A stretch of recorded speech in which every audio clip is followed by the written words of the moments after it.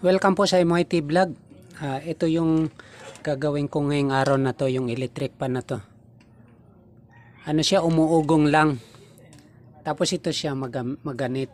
Ayun, no. Maganit yung pinaka bushing niya. Yung motor niya maganit ikutin. Nung sinaksak ko, umuugong lang. Kaya ito ngayon yung titingnan natin, chichikin natin kung bakit umuugong lang yung electric pan. Pagka ganito yung electric pan nyo, titingnan nyo kaagad yung pinaka bushing. Meron naman siyang power, kaya lang umuugong lang. Yan.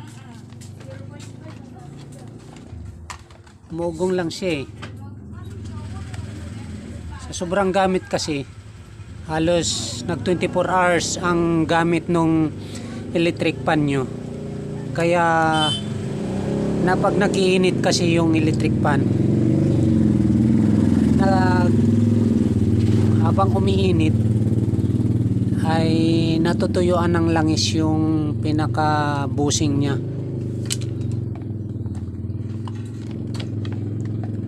Kaya ito, titingnan natin yung pinaka bushing, kung ano yung dahilan kung bakit ayan, basag na rin, no. Na-repair na siya. May epoxy ito, yung pinaka swing arm nung pinaka gearbox ay sira na rin. Palitin na, papalitan na siya. Pero bago ko palitan to, titingnan ko muna yung motor kung bakit umuugong lang.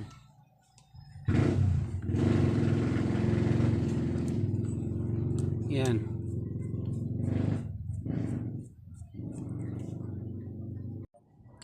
Ang pangalan pa lang nitong electric pan na ito ay standard stand pan siya. Tapos yung pinakasakit niya ay kulang na lang langis yung bushing ito. Kaya maganit na paikutin. Ngayon lalangisan ko na lang muna ito. Tapos papalitan ko ng yung gearbox na basag ito. Papalitan ko ng bago.